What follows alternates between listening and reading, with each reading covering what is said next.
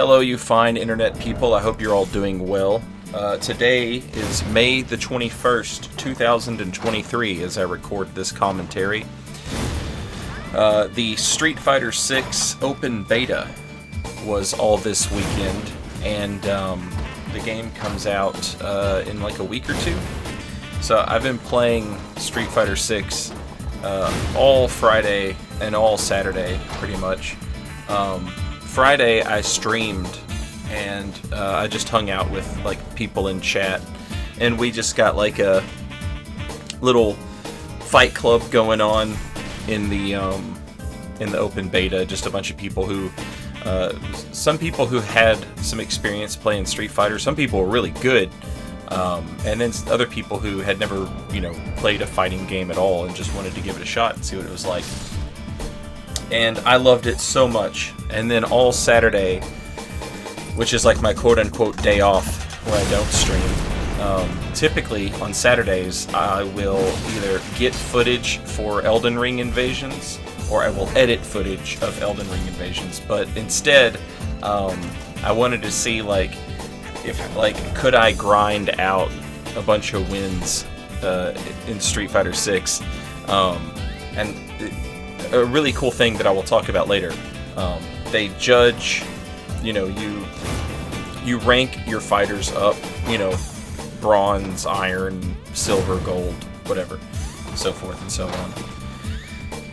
I guess it's iron and then bronze. Anyway, each character, you level them up separately, right? And I'll talk about why that's a cool thing later on. But for example, if you played with Kin, and you leveled Kin up to Diamond, and then you decided, all right, now I want to play with Ryu, and you were doing ranked matches with Ryu, you wouldn't start at Diamond, you would start in the middle again. But regardless, I just did Ryu, and I got myself up to Silver, and I feel like I gave myself carpal tunnel. So I just could not play today on Sunday. So instead I did some invasions. Much more relaxing and easy, gaming-wise. This build is Leo the Tapered, and if you're interested in this build, you can go to the front page of the YouTube channel and basically look up any of the build showcase videos that feature the spear talisman on for a thumbnail or something like that, and you'll find the videos for this build. But yeah, all of these invasions that you're going to see, with the exception of the last one, all feature this same build. But these invasions were a lot of fun. I had a good time. And it was nice and relaxing after playing. I gave myself a migraine playing Street Fighter on Friday. It was so stressful. But it was stressful in like the fun and good way. And that's kind of just what I was going to talk about for today's video. Is if anybody is interested in getting into Street Fighter, with the game being like right around the corner, those of you who have like a keen ear will have noticed I've used Street Fighter soundtracks for as long as I've made videos. I think I've also just straight up talked about it. I want to show you some Street Fighter. Now, my lingo might be outdated, but you'll still pick up on what I'm talking about, okay? This is the build we're using, by the way, if anybody's interested. So, we're playing some Street Fighter. I'm Ryu in the dark gi. My opponent is Ryu in the white gi. And these were ranked matches. And, they're not hyper sweaty. It's interesting, at this level of play, there is a sort of similarity to like Souls or Elden Ring PvP, where players have a build and they have a gimmick, and if you can figure out how to challenge their gimmick in a way that they don't know how to respond, they just lose. Like, there's a lot of people who looked up a YouTube video for like a particular combo for, a few of the characters, Kin, Judy, and some others that I can't think of off the top of my head. But that right there is what happens when a player presses Man, this is happening so fast, there's just no way you're going to understand what I'm... Alright, hang on, time out. I promise this isn't too difficult, he swears as he puts it in slow motion. I just sweeped my opponent, knocked him down, so I go for a grab on Wake Up. My opponent countered it. He jumped in the air in neutral for no reason, so I punished that. He starts throwing fireballs to sort of zone me out, to get a feel for how I'm going to play. This is our rematch here, so this is, you know, we already have a little bit of an understanding of how the other one plays. Testing each other. Bad spacing on my part, so I get kicked. I parry because I know he's going to try a follow-up. If he had been smart, he would have grabbed me, and that would have countered my parry. But he did not. I go up and over his... He pressed Fierce Punch and Fierce Kick. And what that does is it will stagger your opponent instantly and set up for some pretty mean combos. Boom, right here. So now he's going to do a kick... Or no, I'm sorry. There it is. That's a special move, and he burned some of his drive meter. And by burning his drive meter, it's what I would call EX. He EX'd that kick. I just EX'd that kick. That's that gold aura. And you'll see that there is a bar beneath our health, and that bar is our drive. And you can do cool stuff with it, like parry and EX special moves. And that right there, that costs meter as well, and it costs meter to block that. Alright. So he EX'd it, and he did that same kick that you just saw, except he EX'd it. When he EX'd it, it knocked me against a wall and set up for a really cool combo. I go for the kick on Wake Up, he just jumps over it, comes down with a punch, and finishes me off. Alright? He actually taught me something about EXing that kick right there, that it would knock me off of a wall and set me up for, you know, it could set up for some combos. Right there, I'm throwing the fireballs, and I'm throwing them at varying speeds. Why not always just throw the most damaging one? Because if you throw the weaker one, it's a slower speed. It can punish. He keeps catching me with that because I keep getting greedy. He's using it to, like, basically keep my greed in check. And here he hits me with another EX kick off the wall. Right there, he could have punished me with a dragon punch as I went into the air for no reason. Thankfully he didn't.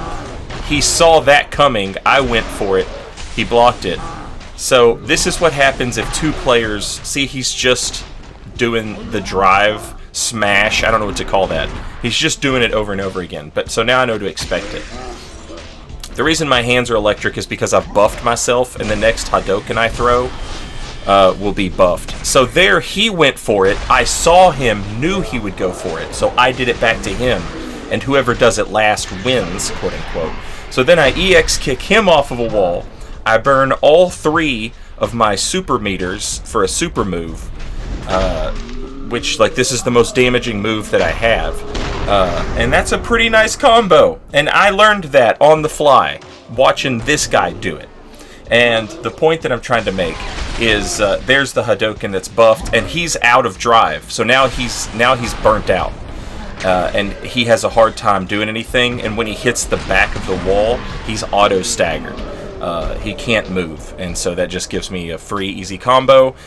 GG. On to the last round. But there you go. That's like all it takes, and boom, you know some Street Fighter. The reason I call it EXing a special is because that's what we called it back in Street Fighter 3. I don't know if that's still what it is. But EXing a special is just like, okay, the Hurricane Kick, where I do a kick and I just spin around in a circle. That is performed by pressing down and rolling a quarter circle backwards and then pressing kick. If you wanted to EX it, you would press 2 kick buttons instead of just 1. If you wanted to EX a Hadouken, you would down to forward and then press 2 punches instead of 1. And that's how you EX. You just, 2 inputs instead of 1. And in the old days, it would give them like hyper armor, which is like where we in Elden Ring and Souls PvP, this is where we get those terms, hyper armor and stuff like that. But my point is in just that little 2-minute segment or whatever that was, you pick up on all kinds of stuff. It's not hard to pick up Street Fighter. And Street Fighter 6 is a very, like, accessible game. And, like, I always say this. I'll say it a lot. I don't mean this disparagingly, quote unquote, and I don't. You can enjoy that game casually. You don't have to get, like, super sweaty competitive. Most of your opponents are not going to be super sweaty competitive. Most of them have figured out, like, 2 or 3 combos, and they just sort of run with that and look for the opening to do the 2 or 3 combos that they know, But it's a lot of fun, and I had so much fun playing that demo. I tried to play Street Fighter V when it came out, and it was alright, but it didn't really grab me. But the demo for Street Fighter 6 and that open beta that we had this weekend, I just love it so much. I'm so excited for it. The only, like, bad thing, quote unquote, about it is, like, when I was a kid, there were arcade cabinets everywhere. My mom would take me to, like, go grocery shopping, and there would be arcade cabinets in the front of, Kroger, Winn-Dixie, or Walmart, whichever grocery store we went to, they all had cabinets. Some stores had, and they might not be new. I loved going to Walmart because they had Marvel vs. Capcom 2. And I think Kroger or Winn-Dixie, whichever one, the other one that we would go to, they had a Street Fighter 2 Turbo cabinet, I think is what it was. And then, like, there was a Mortal Kombat 2 cabinet, and these were like old games already, but those cabinets still existed. So your mom or your dad or whoever, your grandma, whatever, you go to the store and they don't want to have to deal with you. You could just, they could give you $2 and you would sit there and play games. And if you were really good at the game, you'd have $1.50 left over, and you could buy a comic book off the spinner rack on your way out. How crazy is that? And it's one of those things where people are sad. But I mean, kids today can just, like, play a game on their phone and then, like, read a comic book also on their phone.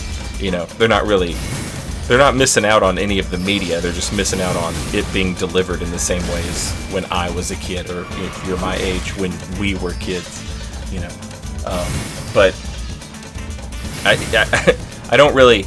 I wish the cabinets were still around, just so people could go to an arcade or go to a cabinet somewhere and just play together and experience that, because it's so much fun. Even casually, which, like, is how I will be playing Street Fighter 6. I will be playing, like, probably on, like, the upper echelons of casual play, if that makes sense. And I'm very excited about the game. It's not like I'm gonna, like, stop playing Elden Ring, obviously, but it'll be nice to have a game to play off stream and to enjoy, assuming I don't die of arthritis, because I grew up playing these games on a Super Nintendo controller. I'm not gonna go get a damn. I mean, I played at the arcade, and the arcade obviously had, like, arcade controls, the joystick and the buttons, but I am not about to spend a bunch of money on a box. The controller's just fine, except for the fact that it is, like, legitimately injuring me. Like, I am in serious pain. I am taking pain medicine, like, not like over the counter stuff, but that's how real it is. I have like a weird rash. I think I just, like, hold the controller in an awkward fashion. Anyway, the point is while I'm waiting for Elden Ring DLC to come out, having something to play that is not Elden Ring. Like, gives me something to do in my time when I'm not streaming. Although I'm sure I'll stream Street Fighter a little bit, but it gives me something else to play. And yeah, just haven't been excited about a fighting game. You know, I'm a Street Fighter man. Damn it. So like, you know, Guilty Gear or Mortal Kombat, none of that really sparked any interest. But a new Street Fighter, and I got to play it and play the beta and play the demo. Like, that obviously got me interested in it. Also, it had crossplay, which was really nice. Also, the netcode. Let me tell y'all about netcode, Elden Ring enjoyers. I was playing against Brazilians, and it was like you couldn't tell. Buttery smooth. Brilliant connections. Those Brazilians, like, they were whipping my ass, and they deserved to whip my ass. You know what I'm saying? As opposed to Elden Ring, you get your ass whipped by a Brazilian, and it's like, oh, of course you won with your Brazilian net, you know. But in Street Fighter, they were like, no, homie, we've had what it took to whip your ass this whole time. That internet wasn't holding us back. Wait, I guess it was. It was the only thing it was holding them back from was their well-deserved victories. I seriously, like, I think I fought 3 different Brazilians, and every one of them was a beast. Just an absolute beast. But the connections were beautiful. Like, you couldn't tell. I think like the biggest ping that I saw with another player was like 60 milliseconds of ping. That was like the high end. Most of the time it was like, you know, just barely double digits. It was great. And it had crossplay as well, so I could play with PC players and Xbox players. Like, everybody was playing together. And it was just such a cool... It was like, this is what online should be, you know? For all the stuff that people gripe and complain about with From Software PvP, there are obviously, like, things that I think they should fix balance-wise or whatever. But the thing that I would like to see them really work on moving forward for the multiplayer is, you know, just overall better connections and having that, you know, crossplay where PC players and PlayStation players can play together. I already run into cheaters on PlayStation anyway, so who cares at this point, you know? Just let them all play together. Anyway, that's the end of today's video. Until the next time I feel like sitting alone and talking into a microphone, later, y'all.